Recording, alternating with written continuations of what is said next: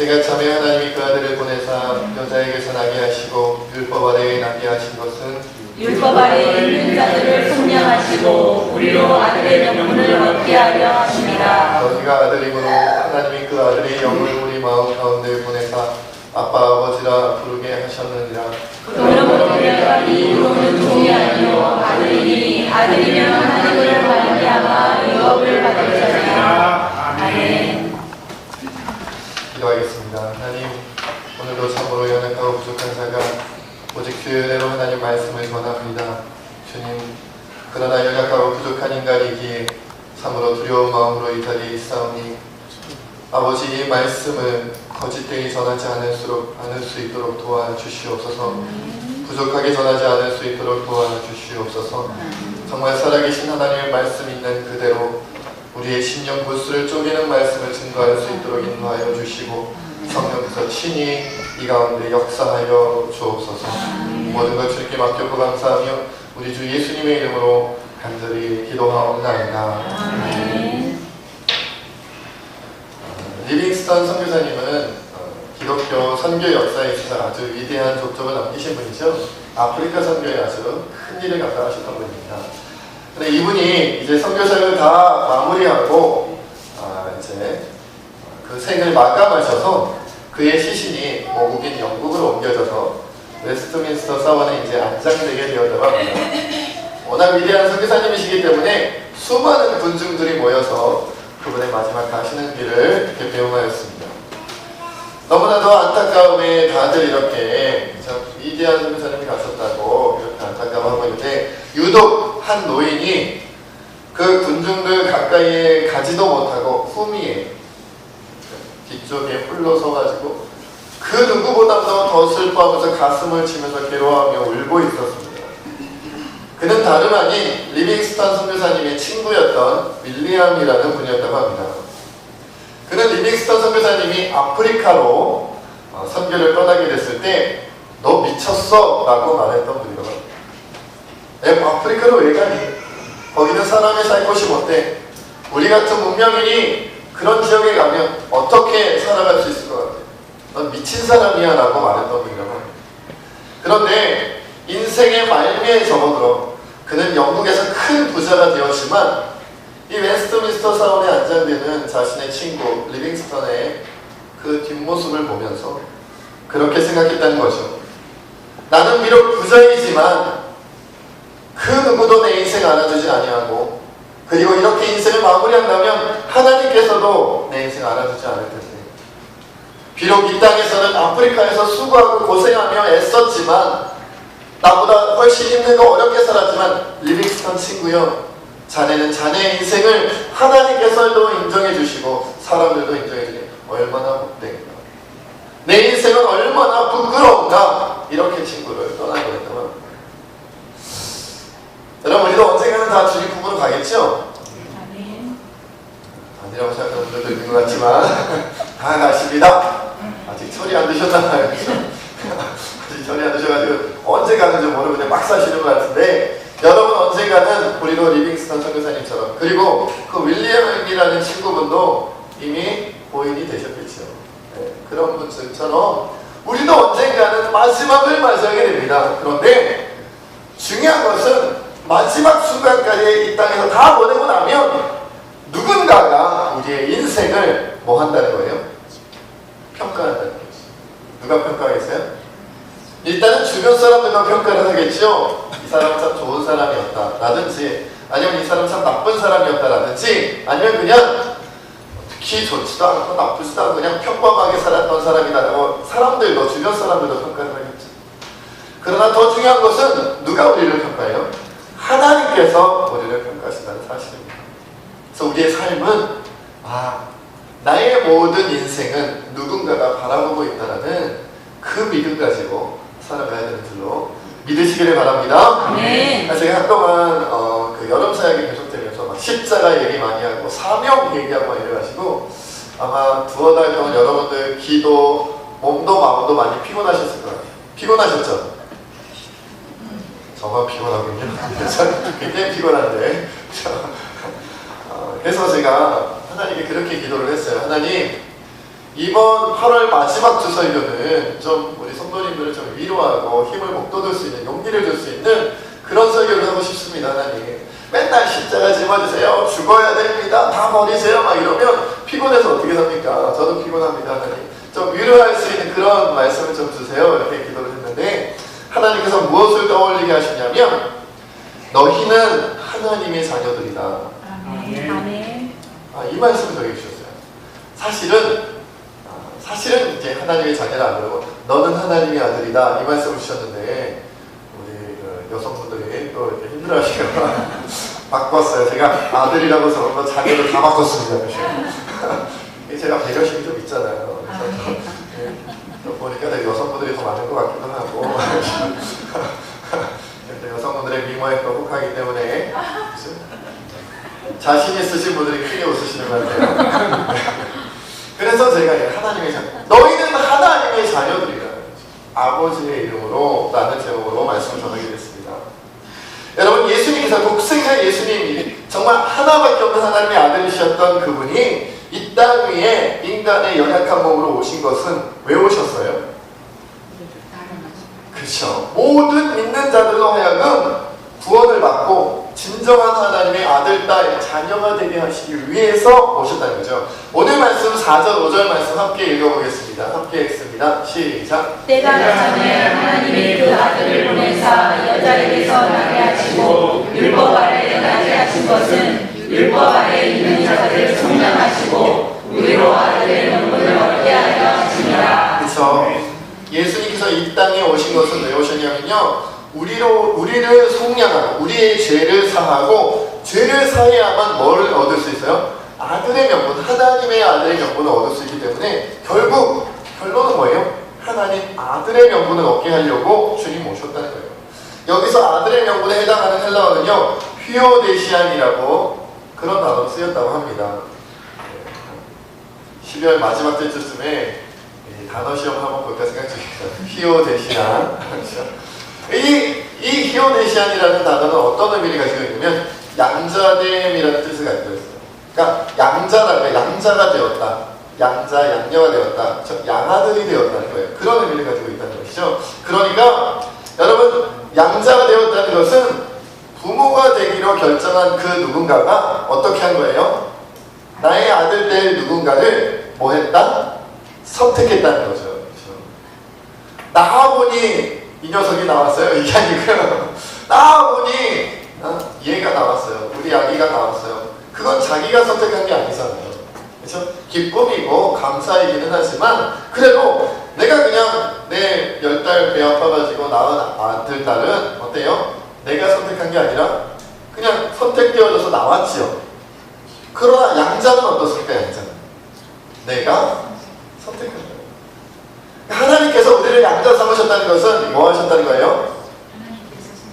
그쵸. 하나님께서 나를 선택하셨다는 거예요. 딱 보니까 이경재 장로님이 이렇게 딱 아들 삼기에 딱 좋아 보여갖고 하나님께서 이경재 장로님 너는 내 아들이다 딱 삼으셨다. 우리 강춘희 집사님 보면서, 야, 앞에 있는 분들이 복 받은 분들이에요. 강춘희 집사님 딱 보면서, 야, 예쁘게 생겼네, 내 딸로 삼아야겠다 해가지고 너는 내 딸이다 딱 삼으셨다. 설교에 득대하고 싶으시면 앞자리로 오세요.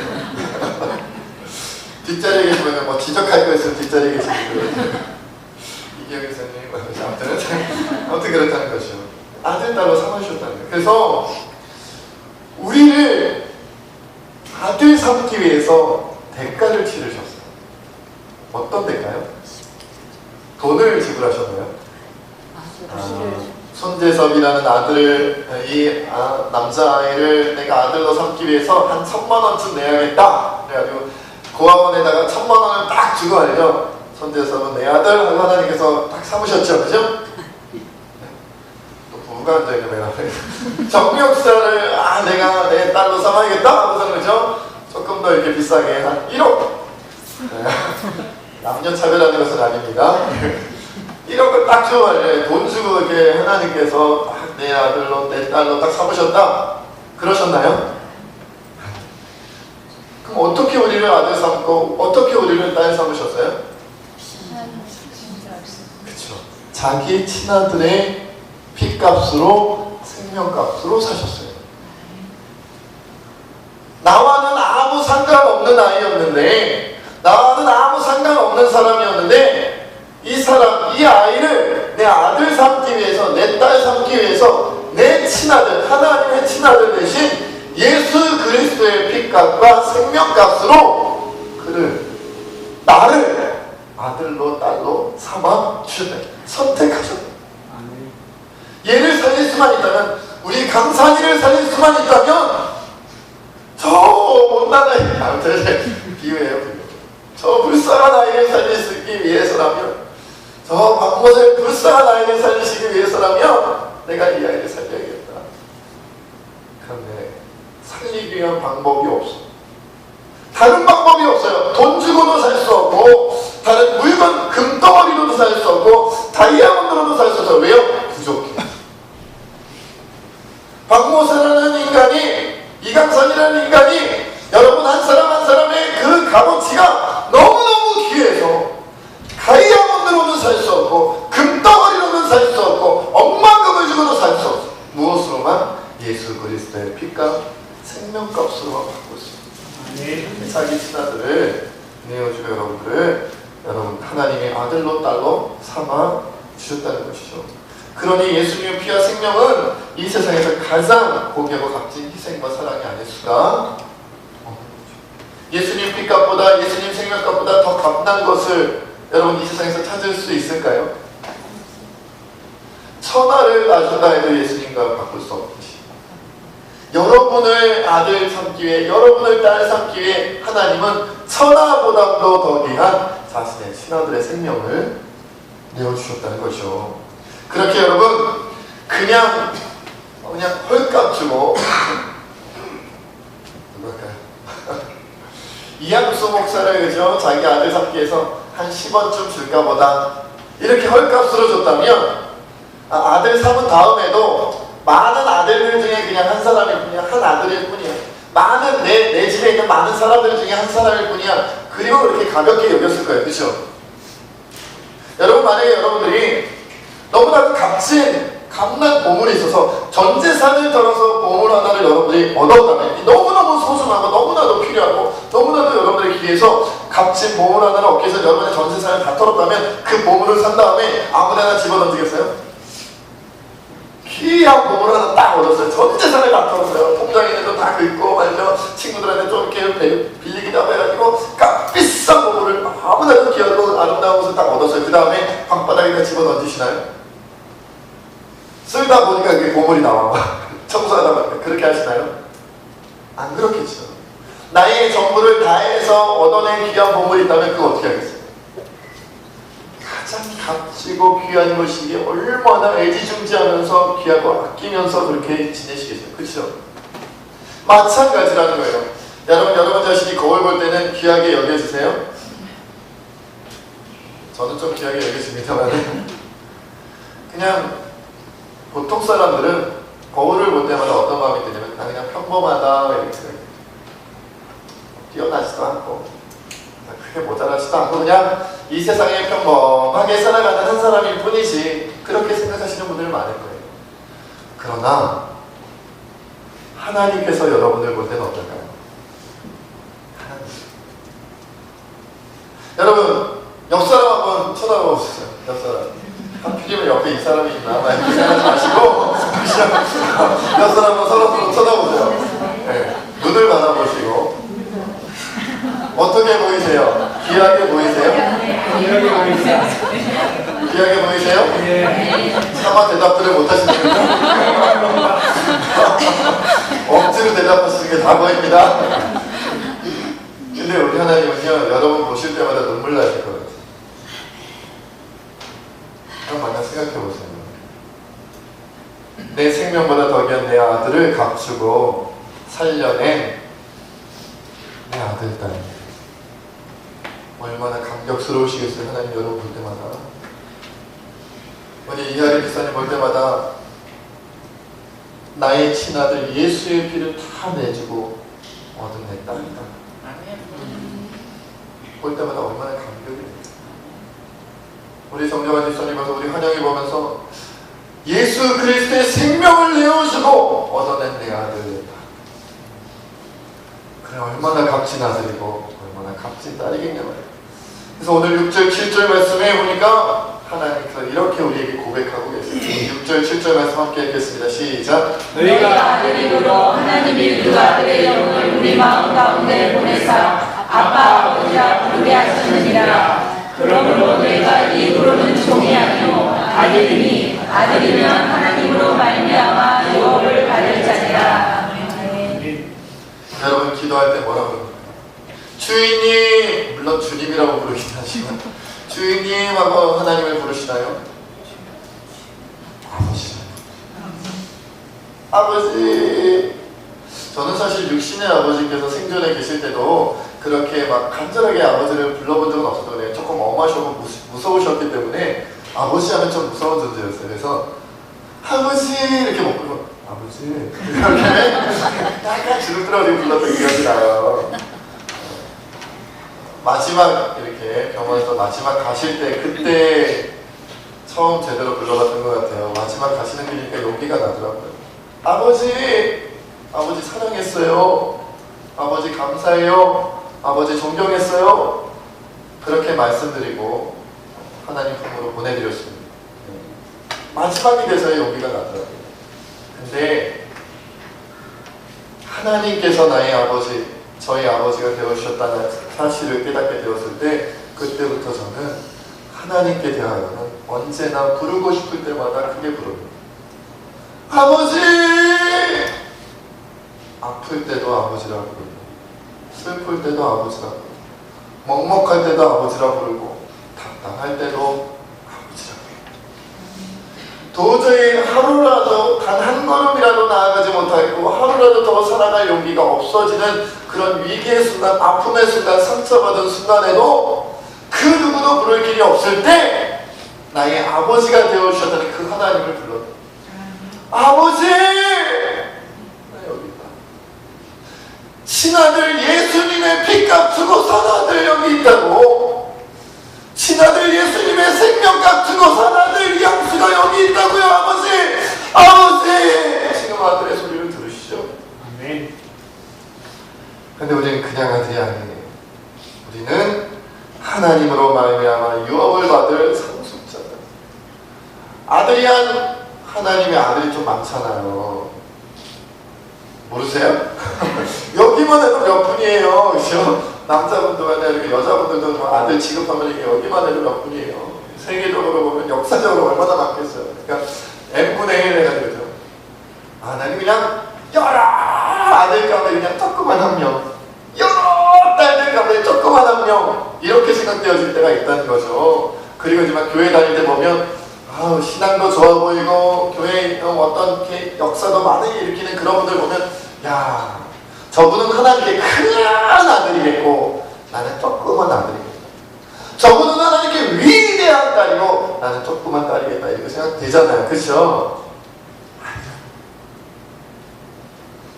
하나님 편에서 보면 아니라 어떻게 자기 친아들까지 내어주고 얻어낸 귀한 아들이고 귀한 딸인데 조그맣다고 생각하겠어요. 열 손가락 깨물어 안 아픈 손가락이 있는지 없는지 한번 깨물어 봅시다.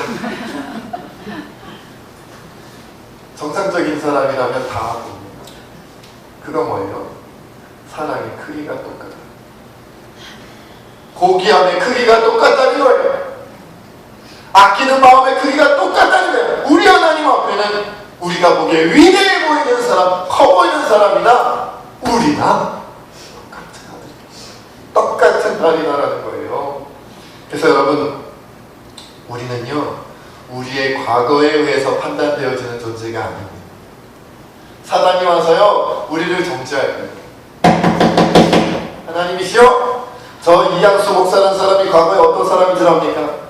그가 얼마나 교만했는지, 그가 얼마나 음란했는지, 그가 얼마나 거짓이 많았는지, 그가 얼마나 많은 사람을 미워하고 얼마나 많은 사람과 싸웠고 얼마나 많은 악한 마음을 품었던 사람인지 아십니까? 그의 과거를 내가 다 압니다. 사단이 우리를 정죄할 거예요.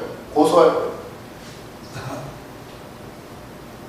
여러분, 우리는 현재의 모습에 의해서 판단되어질 존재가 아닙니다. 사단이 또한 우리를 고소할 때 이 사람 무슨 짓 하다가 지금 이 자리에 온 줄 아십니까? 아버지, 아니, 하나님, 아버지를 보시면서 하나님, 심지어 과거에만 잘못한 사람이 아니라 요즘도 죄악 가운데 살다가 온 사람이에요. 이 사람 용서가 될 사람이 아닙니다. 벌을 받아야 크게 받아야 되는 사람이에요 라고 우리를 고소해요. 여러분, 그럼 우리의 미래는 어떨까요? 우리의 나중에 좀 달라질까요? 달라져야겠지만, 성숙해야겠지만, 여러분, 우리가 느끼잖아요. 내가 얼마나 연약할지, 앞으로도 또 얼마나 부족할지 느낌이 오잖아요. 그러나 우리 미래의 연약함 때문에 우리가 판단되어질 존재가 사단이 우리 과거의 모습 때문에 우리를 정죄하고 고소하고 우리 지금의 모습 또 미래에 우리가 지을 모든 죄악들로 인해서 사단이 우리를 고소하고 정죄하고 우리를 천국 보내면 안 된다고 우리를 낙원에 보내면 안 된다고 우리를 구원하면 안 된다고 사단이 우리를 고소하고 정죄할 때 하나님께서 말씀하시게요. 그는 내 아들, 그는 내 아들, 너는 이 아들을 버리는 아버지를 본 적이 있느냐? 자기 아들을 버리는 아버지를 본 적이 있느냐? 심지어 이 아들을 얻기 위하여 자신의 친아들의 피로 생명까지 내어줬는데 그렇게 얻은 아들을 버리는 아버지를 너는 볼 수 있게. 그런 아버지는 없다. 여러분, 이제 우리는요 하나님을 아버지로 모신 자로 살아가는 사람. 사람들이 여러분한테 물어볼 거예요. 당신은 누구십니까? 당신은 누구시? 아무튼 넌 누구냐? 물어볼 거라는 거죠. 당신은 누굽니까? 그럼 뭐라고 대답하시겠어요? 저는 무슨 이씨 가문에 몇 대 손에 누구 아들이고 누가 누구 딸이고 누가 어떻고 해가지고 우리 아버지는 우리 누님은 누구고 우리 형님은 누구고 동생은 누구고 그렇죠? 저는 직장은 어느 직장을 다니고요. 저는 학교는 어디 나왔고요. 막 이렇게 얘기하지 않겠어요? 그렇죠? 우리의 양력, 우리의 프로필, 우리의 과거의 모습들을 막 얘기하지 않겠어요? 아니요. 사실 그런 것도 그렇게 중요한 거 하나도 없어요.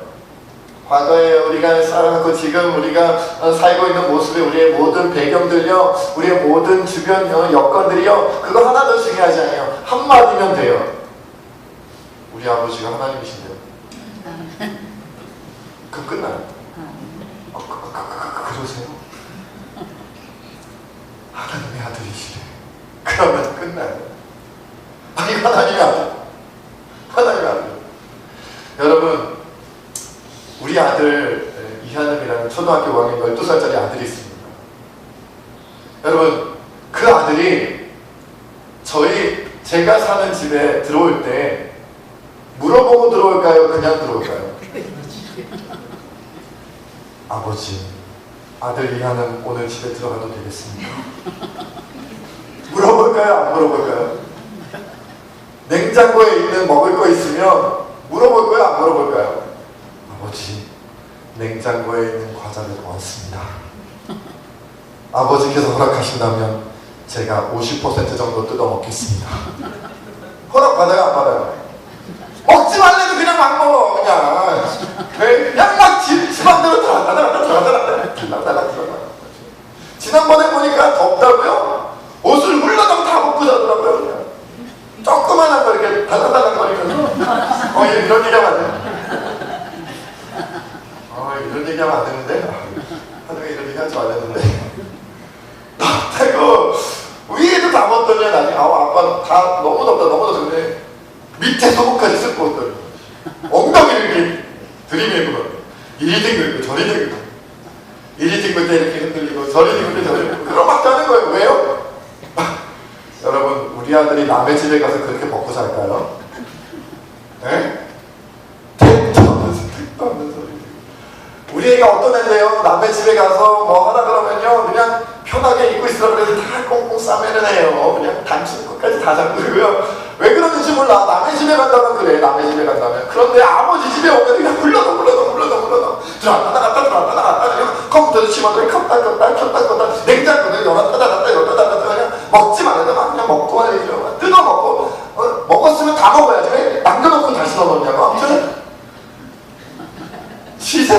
이 세상. 왜? 아버지의 집이니까. 아버지 집이 내 집이. 아버지의 것이 내 것이요. 아버지의 것이라면 내 마음대로 할 수 있는 거예요. 난 아버지의 이름, 아버지의 가문의 아들이기 때문에, 아버지의 가문의 사람이기 때문에 내 마음대로 하는 거예요. 여러분, 우리가 그런 권세를 누리며 살아가는 거예요. 너는 내 아들이라는 거예요. 아멘. 저는 하나님 가문의 아들이에요. 우리 아버지가 하나님인데요. 사단이 고소하며 여러분을 공격할 때 당신은 무슨 근거를 가지고 천국에 가겠다는 거요? 당신이 무슨 근거로 상금을 받겠다는 거요? 당신이 무슨 근거로 권력을 받겠다는 거요? 당신이 무슨 근거로 하나님께 또 세상 사람들 앞에 주변에 전부 전사한테 환송을 받으면서 저 주님의 나라에 들어가겠다는 거요? 당신이 자격이 있어! 라고 물어볼 때 우리 아버지가 하나님이시라니까. 아버지 집에 물어보고 들어갑니까? 아프리카에 서식하는 독수리의 일종이 이런 독수리가 있는지 처음 알아요. 뱀잡이 수리가 있어요. 뱀잡이 수리. 뱀 잡는 게 전문인가 봐요. 땅본 수리도 아닌 말이죠. 뱀잡이 수리가 있는데 쫙 날아다니다가요. 하늘을 날다가 먹이를 발견하면 쏜새같이 내려와서 먹이를 놔둬요. 문제는 뭐냐? 이 땅에 내려와서 먹이를 먹을 때 사자나 표범 같은 맹수의 습격을 받으면 그냥 거의 백발백중 잡아먹힌대. 왜 그럴까요? 뱀잡이 수리가 날아가는 속도가 느릴까요? 아니죠. 문제가 뭐냐? 이 뱀잡이 수리가 먹이를 낚아채려고 내려왔는데, 땅에 딱 내려왔는데 이 맹수의 습격을 받으면 얘가 놀라가지고 두 발로 뛰어간대요.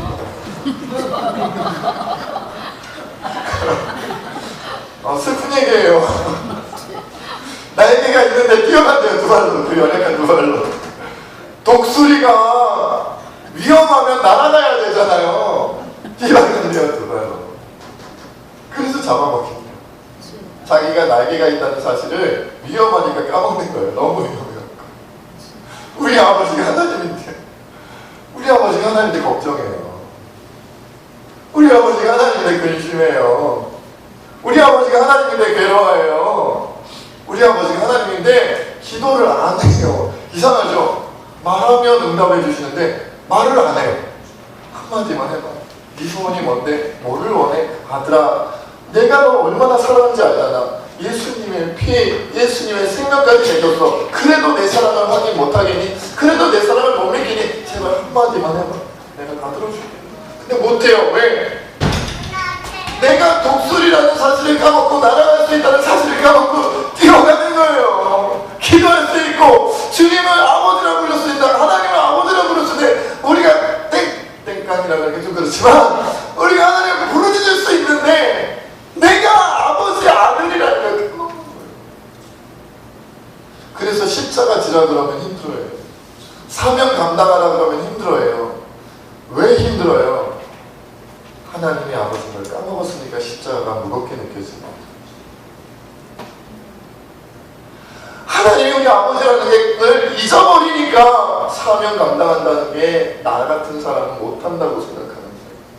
누가 여러분더러 하래요? 아들이 가면 아버지는 뒷바라지 해줘요. 아멘. 딸이 가면 아버지는 뒷바라지 해주는 거예요. 어리면 어릴수록, 미숙하면 미숙할수록 더 눈 초롱초롱하게 뜨고 우리 뒷바라지 해주시는 거예요. 우리 아들이 걸어간다. 뒷뚱 기우뚱 걸어간다. 내 아들이야. 얘가 내 아들이야. 얘가 내 아들. 얘가 내 딸, 얘가 내 딸, 얘가 내 아들. 그래서 십자가 두려울 일이 없는 거예요. 그 사명이 별거 아닌 거예요. 내 아버지가 누구인지만 기억하면 사명 감당할 수 있어요. 아멘. 영국의 유명한 설교자였던 윌리엄 생스터라는 분이 있는데 어느 날 병원에 입원한 소녀를 한번 신방했다고 합니다. 이 소녀가 눈을 다친 거예요. 그래서 의사들이 이 소녀의 시력을 회복하려고 수술을 했는데 결국은 완전히 실패하고 말았어요. 이 소녀가 시력을 회복할 수 있는 방법이 없었어요. 이제는 방법이 하나가 없어요. 이 소녀가 이 생스터 목사님께 눈물로 괴로움을 호소하는 목사님, 하나님께서 내 시력을, 내 눈을 빼앗아 가시려고 해요. 하나님이 내 시력, 내 눈을 다 뺏어가요. 하나님이 뺏어가요. 막 눈물을 흘리는 거예요. 안 그렇겠어요? 시력을 잃어버리는데. 한참을 이 눈물을 흘리는 소녀를 지켜보던 목사님께서 이렇게 말씀하셨습니다. 얘야, 힘들겠지만 하나님이 빼앗아 가시게 하지 말고 그냥 그분께 드려라. 하나님이 빼앗아 가시게 하지 말고 그냥 너의 시력을 그분께 드려라. 그분께 드려라. 하나님은 뺏어가시는 분이 아닙니다. 하나님이 뺏어가신다고 생각하기 전에 우리가 하나님께 우리 전부를 하나님께 드린다면 우리는 하나님께 뺏길 일이 없습니다. 예수 그리스도까지 내어주신 그분이 뭐가 부족해서 우리의 것을 뺏어가십니다. 그것마저도 하나님의 은혜에, 하나님 사랑에 놀라운 뜻이 숨겨져 있는 줄로 믿으시기를 바랍니다. 제가 맹인교회에서 사역할 때 그렇게 고백하시는 분들 참 많이 봤어요. 시력을 가지고 두 눈 뜨고 살아갈 때는 하나님을 몰랐는데 시력 잃어버리고 두 눈 잃어버리고 나니까 하나님이 보이는, 두 눈 뜨고 다닐 때는 하나님이 안 보였는데 두 눈을 잃어버리고 나니까 그때서야 기도할 수 있게 됩니다. 그때서야 하나님께서 나와 함께 하시는 것을 볼 수 있습니다. 우리 이 시간 함께 하나님 앞에 기도하며 나아갈게요. 우리는 날아다닐 수 있습니다. 우리 아버지가 하나님이시죠. 우리는 아버지의 이름으로 살아가는 사람입니다. 세상이 우리에게 물어볼 겁니다. 사단이 우리에게 물어볼 겁니다. 넌 왜 그렇게 당당하냐? 그 힘들고 어려운 상황 속에서도 웃을 수 있는 이유가 무엇이냐? 넌 어찌 어떤 걱정과 근심도 없이 그 고난 속에서도 기쁨으로 살아가느냐? 어찌 감사하며 살아갈 수 있느냐? 도대체 그 이유가 무엇이냐? 우리에게 물어본다면 내 아버지가 하나님이요